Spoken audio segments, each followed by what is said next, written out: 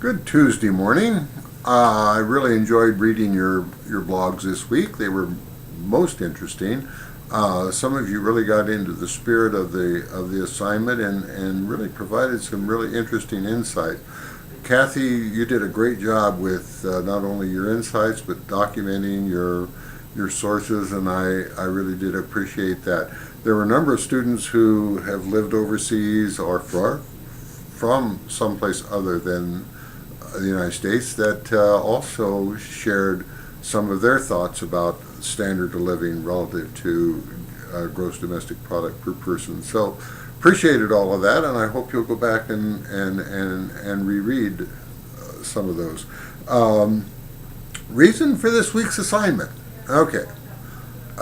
Some of you may know I've decided to retire after this year. This is my last semester teaching. It's been a tremendous lot of fun. It's been a great gig. I would recommend it to anybody. I just want you to know that I could have retired a long time ago and lived very comfortably, but I continued to teach because it's so damn much fun. Now, what I'd like to do is talk to you about how you, when you get to be my age, can either decide to work or if you want to just go off and fish or whatever it is that you want to do. But it all starts early. It starts with developing a plan that begins with savings. You have to save, and you have to save off the top. When Shirley and I were young, we had 2 kids, not much money. Only one of us worked outside of the home, but we always took $100 off of the top before anything else was paid, and we invested it. And the reason we invested it was because I knew when I got to be older, I didn't want to be dependent upon the government. I didn't want to depend upon the kids. I wanted to be able to retire when I wanted to retire and not when I could only afford to retire. So we took it off at the top. I know gas prices are going up. I know things are getting more expensive. You still take it off the top if you want to establish an investment program. Best advice I ever got was from Shirley's dad, old farmer, never had much, small farm in Pawnee County, Nebraska. I was complaining one day, as you're wont to do, about not having any, how tight things were, and we didn't have any money, yada, yada, yada. And he looked at me and he said, "You know what, Bill? You don't make much, you don't spend much."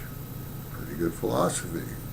Put us in good shape, and some of the best economic advice I've had, regardless of how many courses I've taken. So the purpose of this assignment is to get you thinking not only about how you can put some money away, that you put it away early, but also I want you to think about the amount of risk that you want to take. Now, if you're a very risk-adverse person, look at that spreadsheet and you'll notice you can invest your money for treasury bills, treasury bonds, that type of thing. They're very low risk. In fact, they're considered no risk, and you can get your money back and off you go, but you don't get very good return, okay? If you want the possibility of a higher return, you have to go for higher risk investments. Now, notice if you invested in small cap companies over the last, I think that data goes back over 76 years, you would have a very healthy return if you put $1,200 a year away. You'd be close to $1 million, okay?